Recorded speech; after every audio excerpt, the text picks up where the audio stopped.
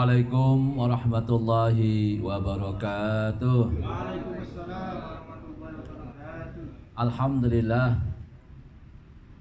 Alhamdulillahilladzi arsala rasulahu bil huda wa dinil haqq liyuzhirahu 'ala ad-dini kullihi wa kafa billahi syahida.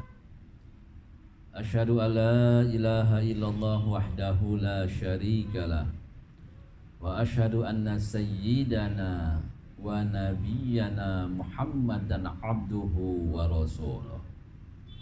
Allahumma sholli wa sallim wa barik ala sayyidina Muhammadin sayyidil mursalin wa ala alihi wa sahbihi ajma'in, amma ba'd. Ilahi anta maqsudi wa ridhaka matlubi, a'tini mahabbataka wa ma'rifataka ya Allah ya arhamar rahimin.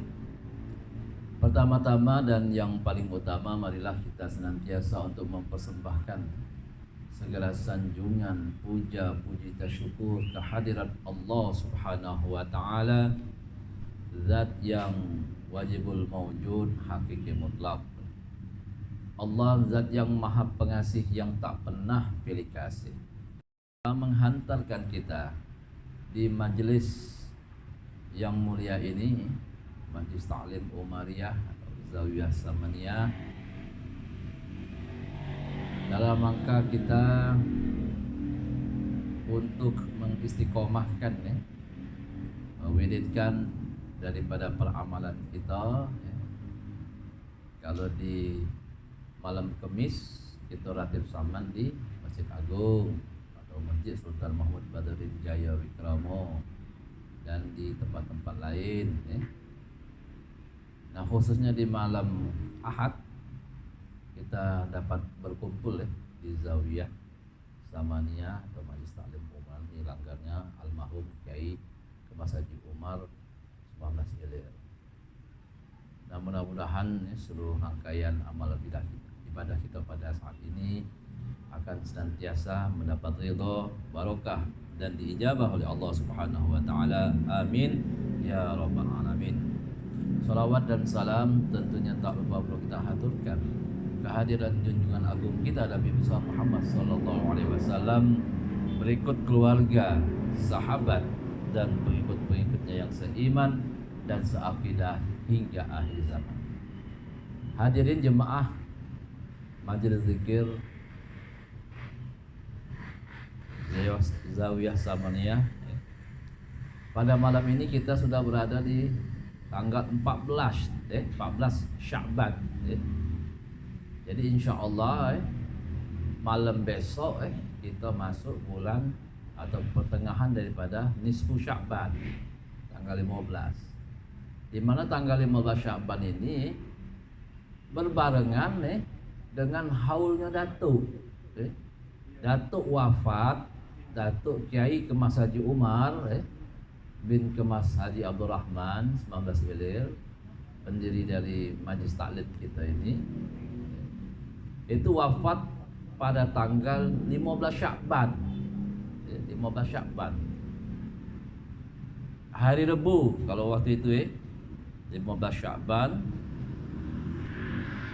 hari Rebu. Nah, kalau kita hitung sama tahun ini, itu haulnya yang ke 70 tahun. Ini 1442 Nah, jadi haul Datuk yang ke 70 tahun. Nah, oleh karena itu insyaallah malam besok kita mengadakan nisfu Sya'ban di tempat ini. Jadi kita maghrib berjemaah, cap dan biasa. Sebab tahun kemarin itu tidak ngadakan karena memang lagi Covid-nya itu Masjid Agung beda ngadakan tarawih dan sebagainya. Nah, jadi untuk tahun ini insyaallah malam besok kita ngadakan nisfu Sya'ban sekaligus haul Datuk Kiai Kemas Haji Umar, dan juga kita membacakan surah Yasin dan tahlil, kemudian doa arwah kepada kita tujukan bagi arwah almarhum dan almarhumah keluarga kita yang telah mendahului kita. Jadi dia tuh lihat sekalian jemaah kita yang dapat hadir yang baca sempat hadir, dia tulis untuk kita ke tempat ini kita sama-sama merayakan atau melaksanakan amaliyah daripada malam nisfu Sya'ban. Jadi malam nisfu Sya'ban ini hadirin sekalian pada malam tersebut istri Rasulullah Siti Aisyah ini tengah malam itu kehilangan Rasulullah. Jadi ingoknya di kanan, ingoknya di kiri, dah gatik Rasulullah. Nah kemudian dicarinya oleh Siti Aisyah, mana Rasulullah? Dilihatnya, dipandangnya di langit, ada cahaya memancar ke langit. Kemudian disusurinya oleh Siti Aisyah, cahaya itu nur kan, Nur Muhammad itu cahaya. Aisyah tahu, ini pasti ini nurnya Rasulullah Sallallahu Alaihi Wasallam. Begitu dilihatnya, benar. Ternyata Rasulullah lagi sujud. Saking lama sujudnya itu, selama Rasulullah ini sujud, saking lama sujud tadi, sehingga khawatir Siti Aisyah, kelamunya sujud. Jangan-jangan. Nah itu. Nah, lihat kemudian, tidak lama kemudian Rasulullah selesai daripada sholatnya. Nah kemudian Rasulullah melihat Aisyah istri Rasulullah jadi Rasulullah memberikan informasi kepada Siti Aisyah, tahukah kamu malam ini malam apa? Kata Rasulullah, ini adalah malam nisfu Sya'ban, pertengahan daripada bulan Sya'ban. Nah pada malam hari ini, kata Rasulullah, Allah membuka pintu langit. Allah membuka pintu-pintu langit dan pintu rahmat, 300 pintu rahmat. Kemudian Allah, kata Rasulullah, membuka pintu 300 pintu rahmat tadi. Allah mengampuni beberapa kesalahan kecuali 10 macam yang tidak akan diampuni oleh Allah kecuali kalau kita taubatan nasuha. Harus taubat nasuha gitu. Nah, apa 10 macam ini? 10 macam ini. Yang pertama, syirik. Syirik ini mendua ke Tuhan. Syirik. Nah, jadi kita harus mentauhidkan, mentauhidkan Allah. Sebab syirik ini dosa besar tidak terampun gitu. Dosa syirik itu kalau kita tidak taubat nasuha.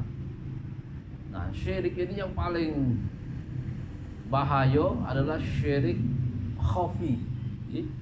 Kita ini ada syirik jali, ada syirik khafi. Nah itu syirik khafi ini nyaris tak terdengar, nyaris tak terlihat. Beda-beda tipisnya itu, hati-hatinya. Kalau syirik jali itu nyato itu nyato kejingoan, ada orang nyembah topekong misalnya, nyembah batang, beda dan lain sebagainya, nyato itu. Syirik menduakan Tuhan. Nah yang kita khawatirkan ini syirik khafi, syirik yang tidak nyata, tersembunyi. Contohnya misalnya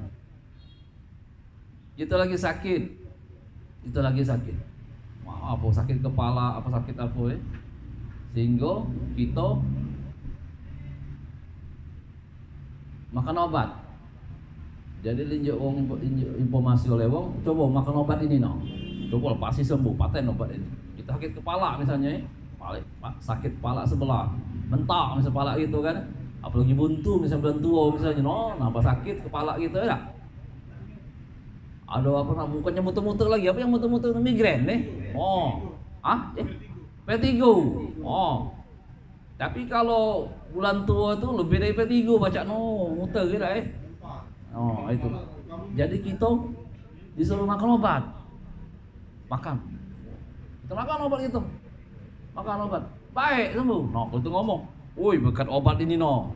Patennya obat ini dah baik sakit vertigo misalnya tuh sakit kepala mentak kepala Nah, itu kan beda-beda tipisnya itu.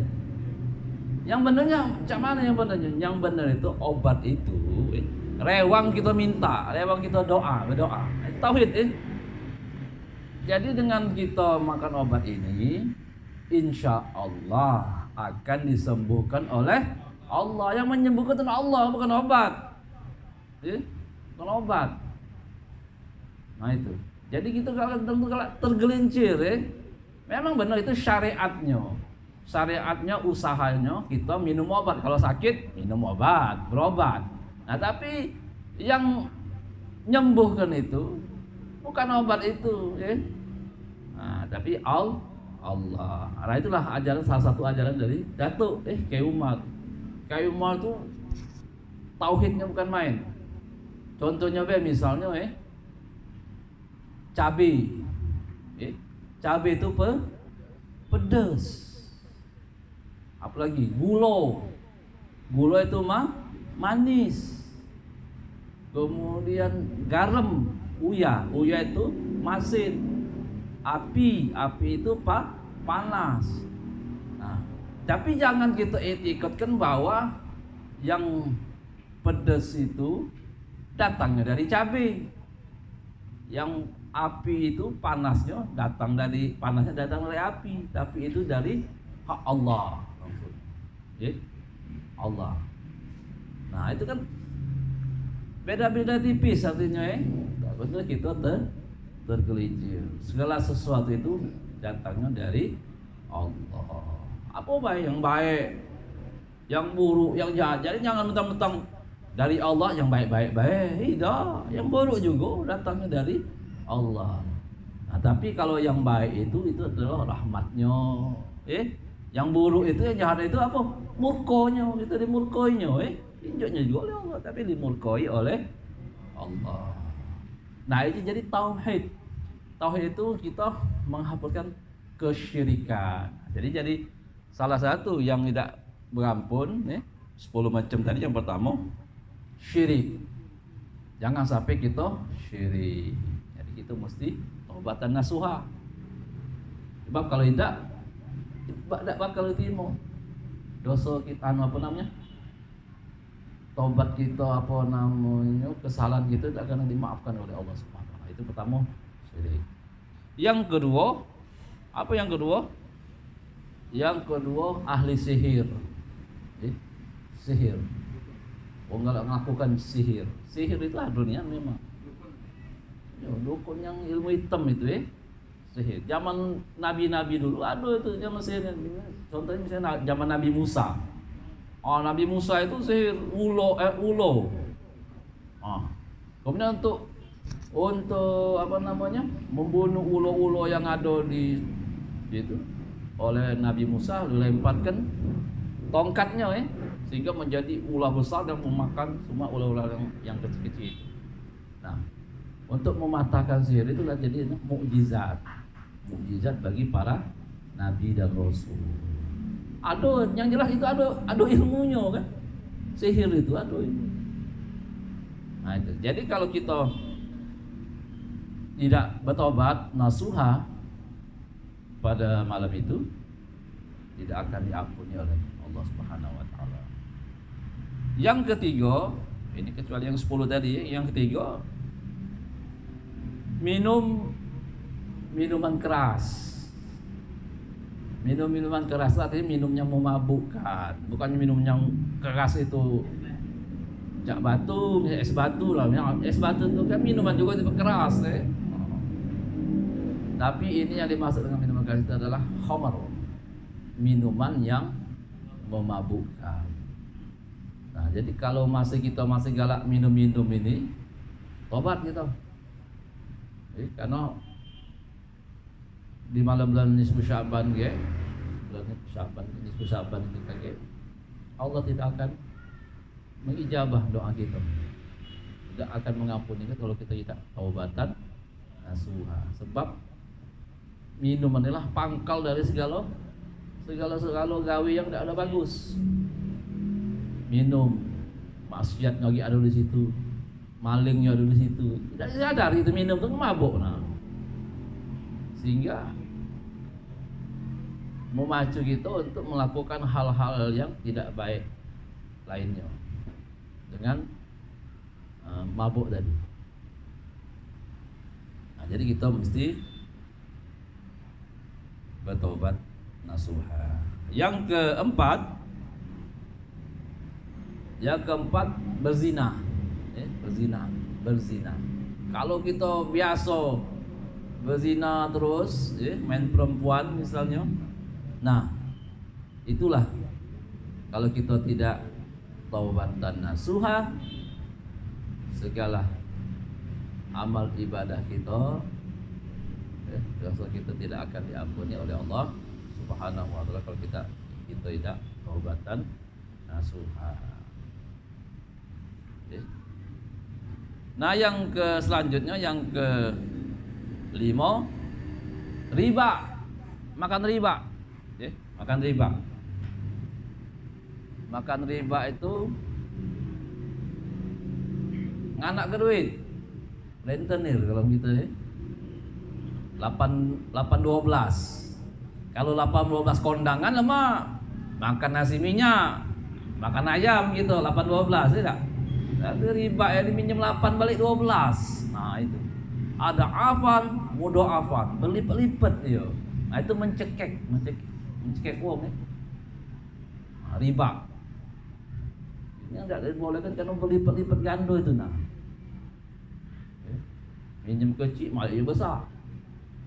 Ayah anaknya ya. Nah itu tidak boleh itu. Riba, makan riba, uang yang makan, yang melaksanakannya, yang menerimanya, boleh kalau itu, tidak boleh kalau itu. Nah itu kita harus taubatan nasuha. Nah, itu. Yang keenam, apa yang keenam? Melawan kedua orang tua, ibu bapak. Harus birrul walidain. Jangan sampai kita melawan ibu bapak. Itu ibu wong tua kita tuh keramat itu ya. Apalagi wong tua kita, jangan yang kita nyakiti gerak hati wong tua kita baik. Kan main itu. Sebab doa wong tua itu diijabah langsung oleh Allah. Ya. Kalau baca dia selaku kita baca wong tua kan. Nah, tanda sayang kita, tanda kasih kita kepada wong tua, hendaklah kita berbuat baik kepada wong tua kita. Mumpung beliau masih hidup, wong tua itu masih hidup. Kalau sudah ada katik lagi, tidak guna lagi kita. Nyesel kita semua hidup. Kalau wong tua kita sudah ada katik lagi, kenapa kita? Kalau anak sudah pengalaman, wong tua tidak katik lagi. Ayah dah katik lagi, ibu dah katik lagi. Jadi terasa niat bahwa kita tuh ditinggal oleh orang tua tuh belum sempat kita membalas jasa orang tua kita tuh nah. Kalau kita nak membalas jasa orang tua tuh rasanya tidak terbalas lah gitu. Nak membalas jasa orang tua itu. Apalagi ibu yang mengandung kita, yang melahirkan kita, yang menyusui kita, tidak tidur tengah dalu gara-gara kita. Kita nangis sedikit, melok bangun. Orang tua ibu tadi, nyusui kita, makan, mandi ke kita, nyekolah ke kita. Nak kita lawan, kualat. Nah, jadi kita mumpung mereka masih hidup, hargailah orang tua kita, sayangilah orang tua. Tidak-tidaknya jangan dia tuh muat dia tuh kesel, tidak boleh gitu. Apalagi melawan, muat kesel tidak boleh. Kata Rasulullah, jangan kamu berkata pada orang tua, wala taqul lahuma ukhfin. Jangan kamu berkata dengan keduanya itu boleh itu. Ya. Misalnya Didi beli ke itu di warung. Oh, misalnya A-nya itu ya. Jadi tegeret hati wong tua tuh. Nah, tegeret itulah jadi anu ya, itu tuh ya, wong tua tuh.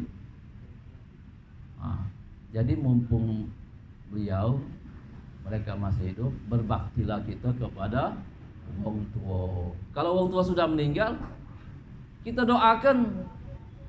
Jangan putus-putus kita pernah kita fatihahkan nih. Setiap sholat kita berdoa, Rabbi fili wali walidayya warhamhuma kama rabbayani shaghira. Jangan lupa itu langsung itu kalau kita doa anak terhadap orang tua itu langsung diterima oleh Allah Subhanahu wa taala. Insyaallah dapat melepaskan ya, atau mengampuni orang tua kita dengan doa anak yang soleh, waladun solehun yad'ulah. Itu salah satu doa anak yang soleh selalu mendoakan orang tua. Nah, jadi hadirin sekalian nih, jadi semumpung nih orang tua kita masih hidup, berbuat baiklah, berbaktilah kepada orang tua kita. Orang tua itu amat hidup, ya, amat hidup. Ya. Jangan sampai kita menyesal kagetnya. Sudah orang tua kita dah kaki lagi, nah baru nyesel terlambat. Ya. Dan juga kita kaki mengalaminya juga. Kita kan punya anak kaki. Kalau kita galak ngelawan orang tua, anak kita ngelawan kita ya. Biasanya macam itu. Nah, kalau kita, insyaallah kita didik anak-anak kita itu menjadi anak yang soleh dan soleha, sehingga menjadi dapat membantu kita, Cuman anak ini kan kadang tuh ada jadi fitnah, bukannya nak nolong kita kaki malah nyawa kita. Banyak kasus-kasus di TV itu anak nyiksai mak bapaknya, malah ada yang dibunuhnya, orang tuanya dibunuhnya. Nah itu dari fitnahnya itu sudah. Bukannya nak nolong kita, malah nyawai kita. Nah, jadi didiklah kita anak-anak kita itu menjadi anak-anak yang soleh dan soleha. Itu jadi melawan ibu bapak. Nah, jadi kalau kita melawan ibu bapak ini tidak bakal diterima doa-doa kita, tobat kita, kalau kita tidak taubatan nasuha. Itu yang keenam. Yang ketujuh, meramal-ramal nasib wong, meramal-ramal nasib. Cak dia tuh tahunya yang akan datang yang terjadi ya, meramal, termasuk dukun lah, itu dukun hitam ilmu hitam Dukun ini banyak, ada yang benar dukun. Kalau zaman dulu tuh kan kalau ilmu medis ini kan belum modern kan ya. Ada memang dukun itu sebutannya dukun beranak misalnya. Kalau sekarang kan sudah ada bidan, ada dokter. Kalau dulu kan belum ada dukun beranak, bagus itu. Ada lagi dukun sunat, dulu mantri atau dokter. Ada lagi dukun patah. Dukun patah, kaki patah atau patah, dukun. Nah itu bagus itu dari segi medis Jangan masukkan dukun ini dukun yang ilmu hitam itu yang bakal mencelakai wong. Dan kita meramal-ramal nasib puncak dia tahunnya. Cak dia itu Tuhan, tak? Lebih dari Tuhan kali lah, pacak tahu bakal terjadi. Nah, meramal-ramal nasib wong itu, kalau kita tidak bertobat kepada Allah taubatan nasuha, tidak akan diterima oleh Allah Subhanahu wa taala di malam nisfu Sya'ban. Yang kedelapan bermusuh-musuhan. Tidak seteguran, tidak sebaikan, boesan terus. Bermusuh-musuhan. Nak ngajak bubala baik. Kita ini namanya kawan, bukan namanya lawan, musuh. Kita tidak seteguran 3 hari, tak boleh itu. Rasulullah batasnya 3 hari. Apa-apaan kita. Jangan sampai kita gengsi. meminta maaf misalnya. Oh, mentang-mentang dia salah dan kita benar.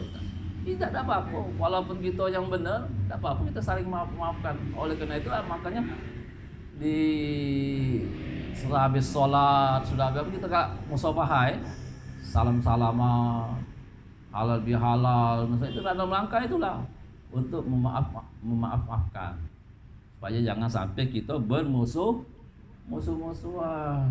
Baik-baiklah gitu, apalagi dengan dulur. Kita ini kadang dengan dulur tidak sebaikan. Nah, bala tidak setemuan tidak. Nak ribut dengan dulur. Jangan itu. Akur-akur lah gitu dengan dulur. Akur-akur. Apalagi dengan wong lain, dengan tetangga. Dengan tetangga itu juga macam itu. Tetangga itu wong yang paling pertama kali kalau kita ada apa-apa, misalnya yang pacak nolong. Tetangga itu lah. Dulu belum tentu, mungkin dulu kan jauh misalnya tempatnya. Nah, tapi tetangga itu makanya oleh kata Allah, hendaklah kita berbuat baik dengan tetangga, baik-baik. Tetangga dulu, kanan kiri, nah yang pacak nolong kita pertama kali. Tidak, kalau kita ada masalah. Nah, makanya kita jangan sampai musuh-musuhan. Kemudian yang ke-9, mengadu domba. Nah, galak ngadu domba. Gara-gara kita wong jadi bebala. Ngadu domba. Oh, mulai ngadu gitu dengan si badar, kau dikatanya oleh aja bebala badar sama si Iqbal. Misalnya. Ngadu tuh kalau memang ngadu pula. Kadang ngadu tuh yang tak kate. Nah, itu jadinya fitnah itu. Yang tak kate diadukan kan? Ngadu. Fitnah jadi. Ribut jadinya. Keles, boesan, tidak sebaikan. Itu galak mengadu domba gara-gara kita wong jadi bebala. Ngadu domba. Jadi istilahnya domba itu ngadu apa? Ngadu kambing gitu ya. Ngadu kambing. Kambing belago. Nah itu jadi kita harus bertobat pada malam itu. Mau tobat nasuha. Jadi mengadu domba. Nah, yang ke-10. Yang terakhir yaitu memutuskan tali silaturahim. Tali silaturahmi. Biasanya kita galak sanjo datangi. Biasa kita galak teguran dengan dulu kita, dengan yang lainnya juga sesama muslim, dengan keluarga yang lain. Jangan sampai kita memutuskan tali silaturahim. Kalau kita galak memutuskan tali silaturahim, tidak bakal tercium bau surga. Sebab hadis Rasulullah menyebutkan itu. Kata Rasulullah, la yadkhulul jannah qati'ur rahim. Tidak akan masuk surga wong yang memutuskan tali silaturahim. Nah, oleh karena itu hadis sekalian, jangan sampai kita memutuskan tali silaturahim, termasuk tali silaturahim yang pernah dibina oleh bapak kita, wong tua kita. Wong tua kita biasanya kalau sanjo misalnya ke kawannya sini, ke kiai, ke umat ulama itu, umat ustadz ini, wong tua kita dulu. Nah, wong tua kita dekati, boleh kita negoskannya lagi. Terus ke tali silaturahimnya telah dijalin oleh wong tua kita yang meneruskannya. Nah, yang jelas jangan sampai memutuskan tali silaturahim. Apalagi hari baik, bulan baik. Apa misalnya hari baik, bulan baik? Misalnya lebaran, hari raya. Atau wong tua-tua bingen waktu lebaran, waktu hari raya itu kita kadang tuh diajaknya sanjo-sanjoan. Nah, ke rumah ini, ke rumah kalau diajaknya gitu motor supaya tali silaturahim itu terbina, jangan sampai putus. Apalagi dengan keluarga. Jadi kenal keluarga tuh. Nah, ini Misan, ini Mindo misalnya. Ini Mentelu. Nah, ini Yai kau. Nah, ini Misan kawan kalau ini. Nah, itu dikenalkan pada waktu itu oleh wong tua kita. Ini kadang gitu lagi tidak tahu Misan deh, kadang tidak tahu. Gak taunya sama ada kasus bebala. Bebala itu saking nak berbunuhan itu, nak bertujahan itu. Anak nyaksikannya itu, aduh pernah. Nak bertujahan. Sapi wong. Oh sapi. Kau ni anak siapa? Anak si Anu. Kau? No, rupanya pemisah. Ya tak tahu silaturahmi aneh. Nak berbunuhan itu. Kapan isu-isu kau anak siapa? No, bukan orang lain. Nah, itulah penting sekali kita menghubungkan tali silaturahim. Silaturahmi itu. Sebab kalau kita mau silaturahmi tidak akan mencium bau surga. Ya, dengan banyak sekali manfaat kita bersilaturahmi itu. Bisa mendatangkan rezeki. Banyak lokak itu. Kadang tuh kita dengan wong lain lah kita boleh lokak ada macam Didi no. Kaget Didi. Aduh nah menjadi ini. Nah, aduh aja kita. Nah, bisnis itu. Ada rezeki dah. Coba kalau kita tak sebaik dengan wong, pasti nawai lokak aja tidak. Nah, jadi kita harus selalu membina tali silaturahim. Mudah-mudahan banyak manfaatnya silaturahim ini. Nah, jadi 10 macam ini hadirin sekalian nih. Kalau kita tidak taubatan nasuha, Allah tidak akan mengampuni, tidak akan mengabulkan segala doa, tidak akan diijabah oleh Allah Subhanahu wa taala. Kecuali kalau kita taubatan nasuha. Nah, syarat taubat ini ada, hadirin sekalian, taubatan nasuha ini ada 3 macam. Syarat taubat ini kalau kepada Allah kita bertaubat sungguh-sungguh. Pertama, stop, berhenti ngawet dosa tadi, stop gitu. Yang pertama, berhenti. Yang kedua, nyesel kita tak kalah lagi, kita nak buat dosa, nyeselnya aku ya Allah, tak ada lagi aku bakal buat dosa, nyesel gitu. Bila perlu kita nangis, tengah dalu kita sholat tahajud, kita menangiskan dosa-dosa kita menyesal, menyesal hingga keluar air mata. Nah, air mata inilah yang bakal menolong kita di akhirat, yang membuat adem gitu, membuat dingin kita di akhirat. Itu banyu mata inilah yang akan menolong gitu. Sebab kan di akhirat tuh matahari itu sekilan di pojok kepala, panas bukan main ya. Nah, banyu mata tangisan yang menyesali diri kita di tengah dalu, pokoknya kita mulai. Nah, banyu mata inilah yang akan menyelamatkan kita, yang mendinginkan kita, menyejukkan kita di akhirat lagi. Nah, makanya kita dapat menangis. Menyesal sendiri. Menyesal kita akan dosa kita. Jadi stop, berhenti, nyesel. Yang ketiga, tidak maleni lagi, tidak galak ngulang lagi. Itu baru taubatan nasuha, tidak ada ngulang lagi gitu, tidak lagi malen itu. Nah, itu baru namanya tobat. Jangan tobat sambal. Kalau tobat sambal tuh makan cabai, apalagi cabai burung, cabai apa yang paling pedas semua, kapan tuh gigit cabai. Tobat ampun gitu ya. Tidak lagi aku nak makan cabai ini. Sambal ini alang kepedasnya. Besok makan lagi, gitu. Jadi itu taubatan nasuha. Stop, berhenti, menyesal, tidak maleni lagi. Itu 3 dosa kita kepada Allah. Nah, kalau kepada sesama manusia tambah risiko. Apa? Kalau kita pernah temakan barangnya, tembek barang kawan yang lain, wong lain, kita minta halalkan atau minta ikhlaskan, atau kita balik ke. Kalau kita pernah temakan, kita ngomong, aku kemarin itu pernah temakan makanan kau misalnya, aku minta ikhlaskan. Kalau dia ikhlas, anda aku ganti, kita. Kalau dia ikhlaskannya, dia relakannya, kita, alhamdulillah. Tak kata sangkut paut lagi kita atau kita terpakai punya wong, tidak boleh balik ke minjem tapi tidak ada ngomong misalnya kan, minjem dulu ada ngomong lagi gitu. Maling misalnya kan. Nah, itu ngomong minta ikhlaskan, atau kalau dia minta ganti ya kan.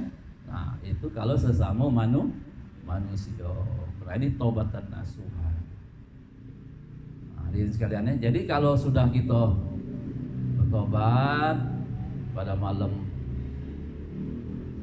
nisfu Sya'ban atau kalau setiap waktu tobat Nah, kemudian kita menghidupkan malam itu dengan beribadah. Malam nisfu Sya'ban. Jadi kata Rasulullah, sawang siapa yang menghidupkan malam itu dengan beribadah, Allah akan hidupkan hatinya. Nah, Allah akan hidupkan hatinya di mana hati wong lain itu mati. Jangan kalau beribadat, malah tidur, mati hatinya. Nah, Allah akan bangunkan, hidupkan hati orang yang menghidupkan malam itu dengan beribadah. Jadi itu masalah malam nisfu Sya'ban yang insyaallah besok akan kita peringati atau kita jalani. Karena apa itu persiapan kita untuk memasuki bulan suci Ramadan. Mudah-mudahan dengan malam nisfu Sya'ban itu dosa-dosa kita sudah diampuni oleh Allah, sehingga menjadi ringan kan. Kita beribadah kepada Allah menjadi ringan. Kita puasa, kita sholat tarawih, tadarus Al-Quran, menjadi suatu kesenangan, kebutuhan bagi kita, bukan jadi beban. Aduh yang ngatur beban, nak puasa pula, nak sago lokak, jadi bukan itu tuh gembira atau dia tuh menyambut bulan suci Ramadan Sebab kata Rasulullah kan, man fariha bi dukhuli Ramadan haramallahu jasaduhu ala niran. Barang siapa yang bergembira, suka hatinya dengan tibanya, dengan masuknya bulan suci Ramadan, Allah akan haramkan jasadnya dari api neraka. Itu baru gembira baik itu. Apalagi kita beribadah di dalam bulan suci Ramadan. Sebab bulan suci Ramadan itu nilai ibadah itu, nilai pahalanya dilipat gandakan. Di bulan suci Ramadan, pahala sunat menjadi pahala wajib. Yang wajib berlipat ganda pahalanya. Nah itu saking itu bulan Ramadan itu. Sehingga tiduknya orang yang puasa itu lagi ibadah, tiduknya lagi ibadah. Nilai ibadah tidur. Jangan pula kaki uji ustaz mentang-mentang tidur itu nilainya ibadah, laju nak tidur terus. Badal tidur terus dari mulai sahur, habis sahur langsung tidur, bangunnya nak maghrib, nak buka, gawat itu. Zuhurnya ngelundung, asarnya lewat itu, tidur terus. Jadi kita meninggalkan ibadah yang lain. Nah, oleh karena itu hadirin sekalian, nanti insyaallah mudah-mudahan kita berdoa agar kiranya di bulan suci Ramadan nanti kita dapat melaksanakan ibadah dengan sebaik-baiknya.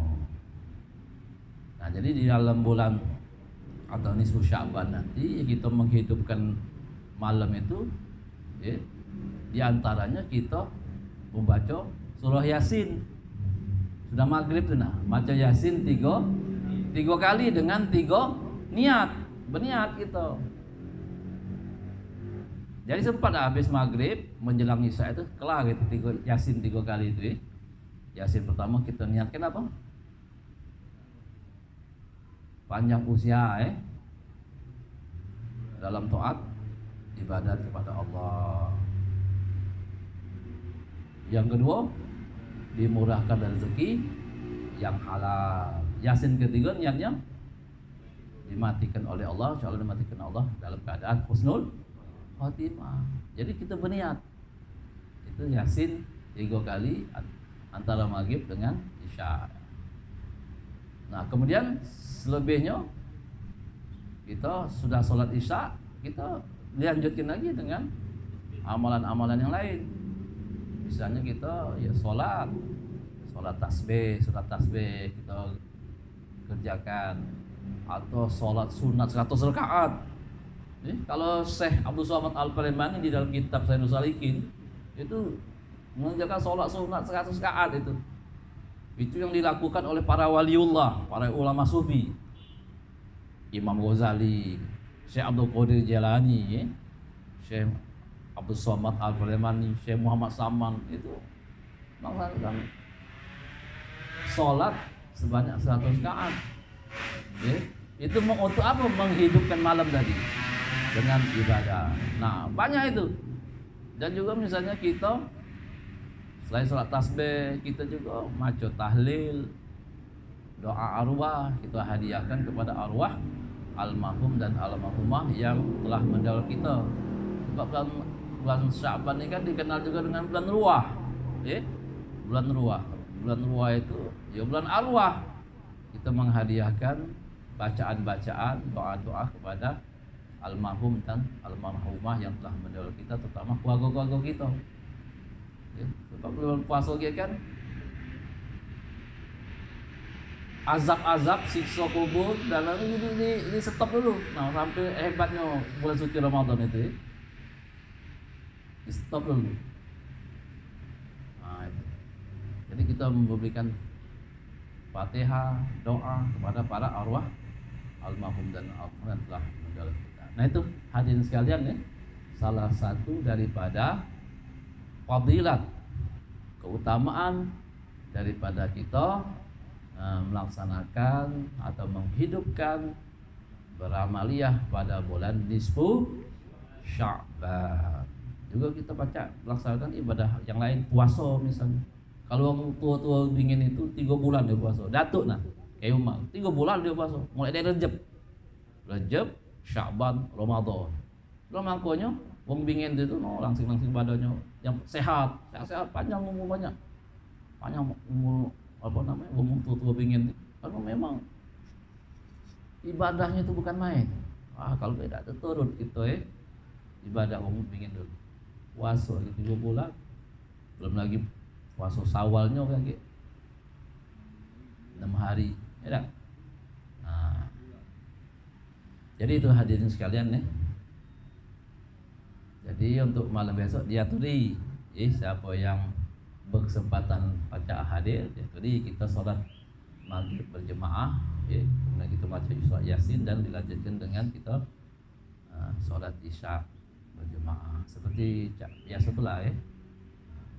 Tolong beli kabari, batai yang keluarga kita, biasanya yang di kampung atau di tetangga-tetangga ini banyak yang nanya kan, ngadukan lah. Sebab kita kemarin tidak ngadukan, alam kesayangnya, jadi kita tahun kemarin ngadu ke dewek-dewek, nafsi-nafsi, tidak berkumpul. Namun mudah-mudahan kita berdoa tahun ini kita baca kumpul, baca berjemaah, berjemaah, baca kita melaksanakan sholat tarawih dan lain sebagainya.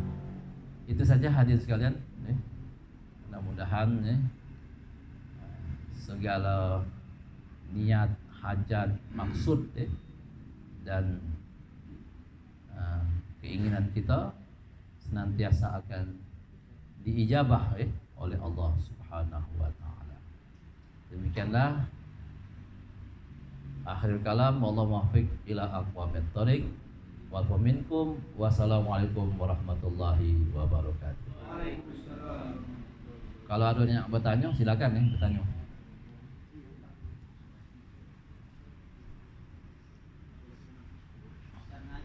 Ya.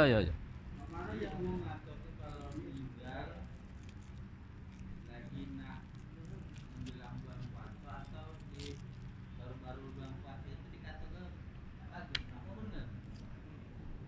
Terus yang itu maaf-maafan ini kalau kita lewat HP kira-kira apa kan? Padahal itu bisa ditemui kan? Ya. Kalau ajal maut itu tidak mengenal tempat, waktu dan masa. Yang muda laju, yang tua apalagi, yang baru lahir berdaek langsung meninggal. Iya, jangan dengar baik. Baru lahir meninggal. Jadi ajal itu tidak memandang usia, tidak memandang umur, tidak tua, tidak muda, tidak sehat, tidak sakit. Begitu batasnya habis, ajalnya meninggal. Nah, sehubungan dengan meninggal atau wafat di waktu bulan puasa tadi, ya bulan puasa itu kan bulan ibadah, ya. Saking hebat bulan puasa itu, sehingga orang yang wafat di bulan suci Ramadan itu bebas dari pertanyaan kubur, ya. Sebetulnya, yuk bagus itu, karena waktu di ibadatannya bulan suci Ramadan itu setan dibelenggu, tidak? Setannya. Tapi kelakuannya tidak tahu, banyak kesetanan itu. Setannya jadi dibelenggu dikebet. Tapi PL setan itu tadi perangi setan itu terus, tidak? Nah itu kita nggak kesalahan ini. Jadi setan dikebet, setan diikat itu juga dari kita nilana. Kalau baca, kelakuan setan, itu jangan kita peloi.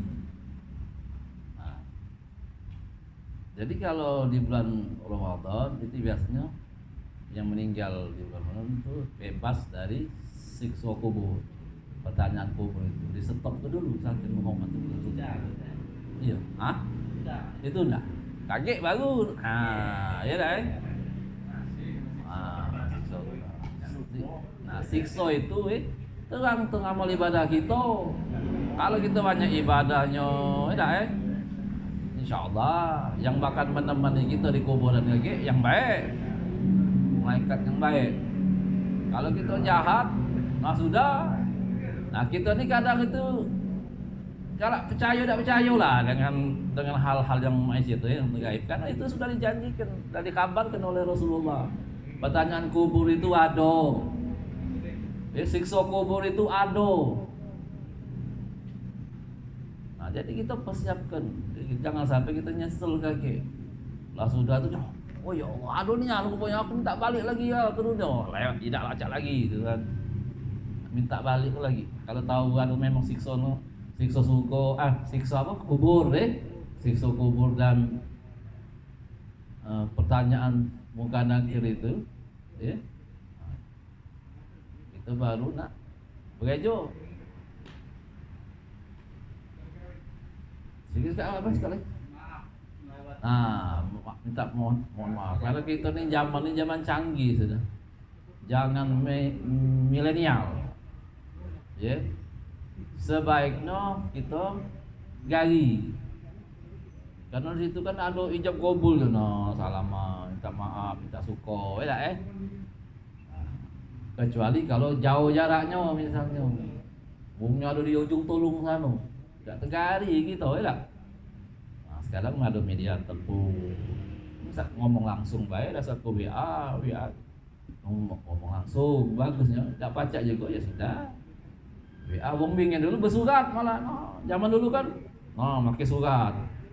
Ditulis, minta maaf, kirim ke zaman media adalah ada WA sudah sama baik menyebut itu. Yang penting niatnya dan maksud kita itu untuk minta maaf. Jadi wong itu tahu kita minta maaf. Kalau kita tidak kata ngomong, tidak tahu. Aku kamu kau kan? Maksud aku tuh minta maaf dengan kau, tapi tidak ngomong kan? Tahu lah kira-kira awak, tidak tahu kan? Apa loh, kan ngawas terus misalnya, ngawas terus. Nah, ngapo lah dia. Padahal aku nak minta maaf, aku ngomong juga itu. Padahal aku minta maaf kan? Tahu lah kan? Tidak tahu kan? Nah, jadi kita lakoni, kita ucapkan dan kita temui.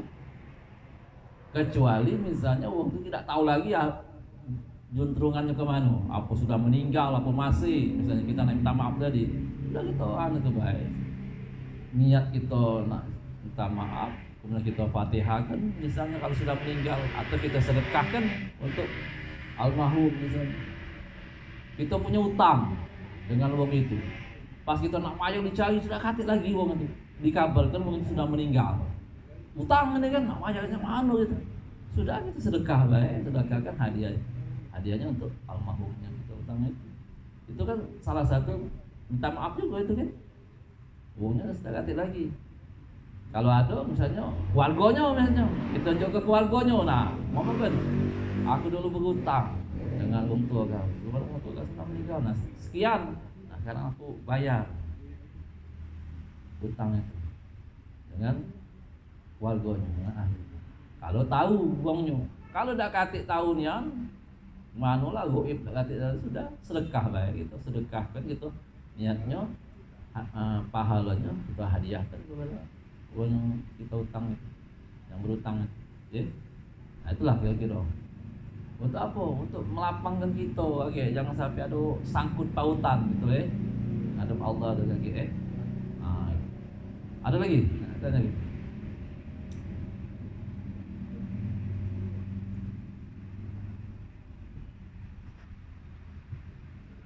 Ya, tuh. Waalaikumsalam. Masalah sholat qada. Ah. Jadi dua ini lah. Kalau kita nak sampai di mana? Di qada kan aku di sholat dia tak sampai lagi sholat. Sholat lima waktu itu. Ya. Sholat lima waktu. Kita wajib masuk apa yang anaknya tadi, apa yang lanang, apa yang tino. Ya itu namanya uzur. Sudah uzur itu ada lagi ada lagi apa namanya hukumnya yang tidak boleh ninggal ke sholat itu apa? Pertama budak kecil tidak apa-apa tidak sholat gitu kan, budak kecil belum. Pertama kedua orang gila, jadi orang sakit, dua tu orang tua yang tidak ada lagi uzur namanya, uzur. Dia tuh tidak tahu lagi dengan diri dia, tidak tahu lagi. Tapi kalau dia masih ingat dengan diri, sholat baik ngoling. Tidak sanggup dia tuh sholat tegak berdiri, duduk. Tidak sanggup duduk berbaring. Tidak juga berbaring dengan isyarat, dengan kedipan mata, sangkir ketinggian sholat tadi. Jangan tinggal ke sholat, walaupun dalam keadaan sakit, tidak baca tegak misalnya, tidak apa-apa sholat duduk atau sholat ngoling. Kecuali dia tuh kalau sudah pikun lah nyusu, tidak tahu lagi nah sudah arti hukumnya itu dimaafkan itu. Lah sudah uzur artinya, uzur. Nah jadi sholat itu balik ke pribadi kita masing-masing.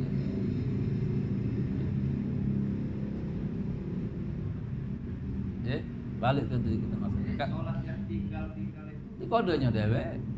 Iya. Tidak perlu anak apa. Tidak. Dia masih hidup. Dia dengan nguling lah, sakit lagi sakit. Nah, sayang udah. Jangan mentang-mentang sakit, kalau timbul tidak ada sholat, nah kaget takutnya, kaget kita sampai waktunya kita meninggalkan sholat. Makanya ada keringanan itu. Tidak baca tegak, duduk, tidak baca duduk, berbaring, tidak berbaring. Isyarat baik, nah main kedip mata, misalnya sholat juga itu. Yang penting niat hati gitu, nah sholat itu. Bukannya kita tuh meninggalkan sholat artinya kita bebas tidak sholat. Sholat itu tetap kewajiban. Jadi yang sudah dapat hukum kalau kecuali kalau budak kecil tadi. Kalau budak kecil tadi belum wajib dia sampai dia besar. Belum wajib sholat. Dah kata hukumnya itu. Wong gila sampai dia ingat dengan dirinya. Wong gila kan lupa kan. Ingat dia baik sembuh. Sholat. Nah. Kemudian misalnya yang boleh bukannya meninggalkan sholat, itu meringankan. Misalnya wong musafir itu kan boleh, bukannya dia tuh tidak boleh sholat, bukan. Sholat itu diringankan. Misalnya dengan apa? Dengan jamak kosong. Jamak itu bisa digabung. Waktunya zuhur asar. Tidak maghrib, isya, subuh. Boleh itu digabung. Dan jumlahnya dikecilkan. 4 jadi 2. Itu kan ringan, ada ruksa, keringanan bagi yang musafir. Bukannya tidak sholat. Ada nggak ada pendapat, kita lagi dalam perjalanan, kita tidak sholat apa-apa. Salah itu, bukannya tidak ada sholat, tidak melakukan sholat. Bisa dibuat menjadi ringan, karena kita kan zaman dulu kan, zaman Rasulullah kan, perjalanan itu lama, naik unta itu kan, kita mobil lah, motor, pesawat. Nah kalau dulu memang repot, makanya ada keringanan itu. Jadi jamak kosor, ya, bisa digabung, bukannya meninggalkan, masih tetap sholat. Nah kecuali uzur sakit, kita ninggal ke sholat, dikodokan sholat itu, bukannya bebas sudah, kita sakit tidak semayang sudah, jangan. Begitu kita gagal sehat, kita kodoi sholat kita itu. Kodo itu berarti kita ninggal ke sholat itu berutang, tidak, belum kita bayar sholat kita. Utang itu harus dibayar dengan manusia lagi, itu ditagihnya oleh manusia. Engkau gitu loh, kalau utang tagihnya gitu. Apalagi kita utang dengan Allah, lebih utama itu. Artinya bukan tidak boleh kita meninggalkan sholat. Sholat itu tetap harus wajib, tapi ada keringanan. Nah itu tadi. Kalau sakit tidak pajak, tegak, duduk, tidak kuawa duduk, nguling, tidak pajak nguling, ngedip ke mata isyarat jadilah. Saking pentingnya sholat, bukannya tidak sholat sama sekali walaupun sakit. Kalau sucinya yang isyarat tadi mana? Hah? Sucinya, duduknya, yang isyarat itu. Iya. Kalau dia itu tidak pacak juga ke kamar mandi kan, dia mentang sudah ini bodoh kan, lawak tayamum baik syarat kan. Dia kita anunya, kita nganu kenyo, kita tayamum kenyo kan. Nah, iya, kita bodoh gitu. Yang sehat. Yang penting hati kita. Aku niat nak sholat. Bukannya harus meninggal ke sholat, sakit tidak jadi halangan kita untuk sholat. Nah, itu. Jangan mentang aku sakit, tak apa-apa tak sholat. Dosa gitu. Ya, berdosa meninggal ke sholat. Tapi ada keringanan. Jadi kita baca semayangnya duduk. Adanya kadang tuh gitu lagi sakit tuh kan berjalan tuh melayang. Tegak semua kali pulang-pulang gelap mata kita tuh. Oh ya Allah, apa nak laju lah aku nih ngomong. Kadang-kadang itu kan ada pernah sakit itu sehingga kita melayang pada gitu, gelap penyinggungan kita. Nak nyampak. Ya Allah gitu. Nak laju apa ini sih? Tidak sanggup kita yang tegak, duduk semayang. Tidak sanggupnya sudah lewat misalnya kodo ke, jangan dikodoi. Sholat kita tuh dikodoi. Itu masih hutang itu. Nah, berapa banyak sholat yang kita tinggal itu kodoi. Kita lagi kecil sampai menganjak bujang. Sudah balik katanya, tidak semayang. Sampailah kita lah ngerti agama misalnya bahwa sholat itu penting, wajib, tidak boleh tinggalkan. Nah, kita mesti kodo itu sebanyak yang kita tinggal itu sholat dari bujang tadi, yang menganjak bujang tadi.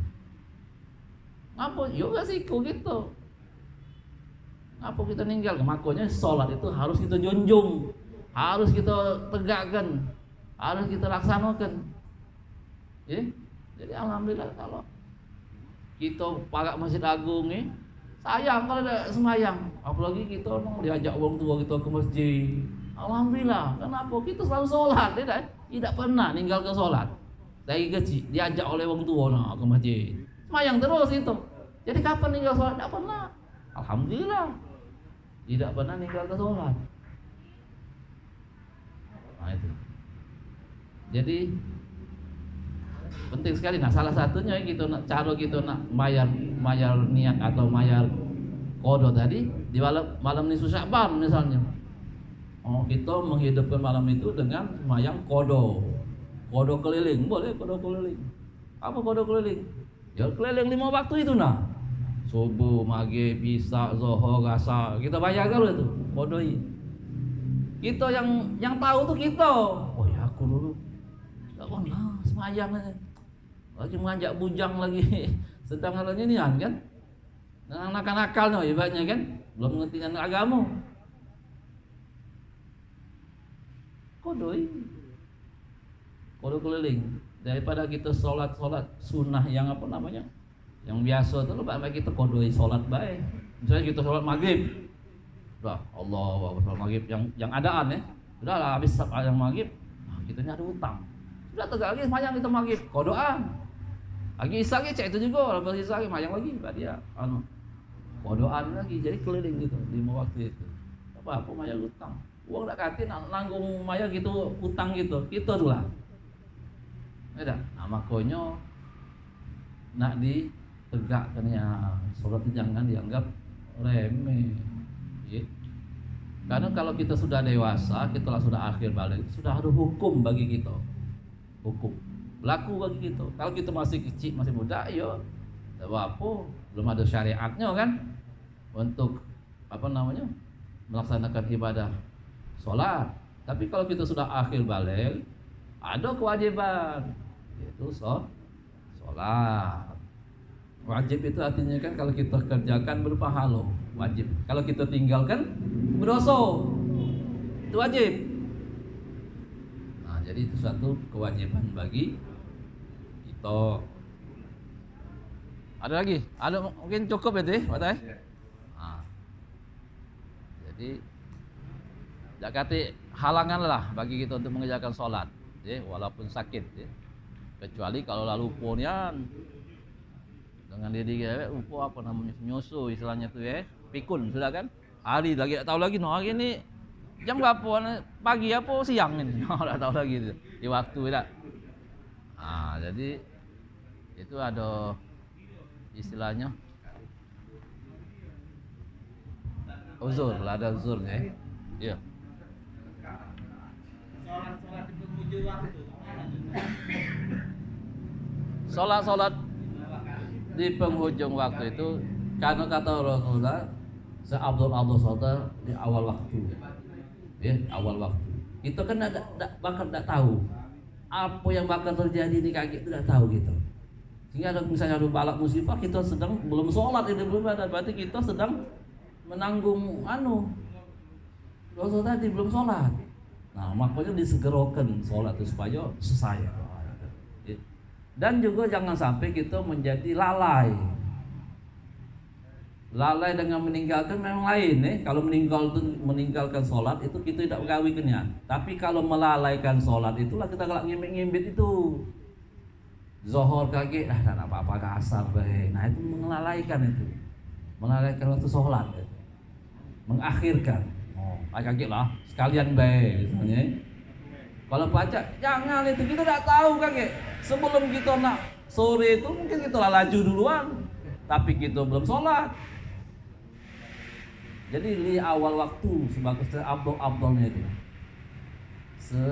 di awal waktu.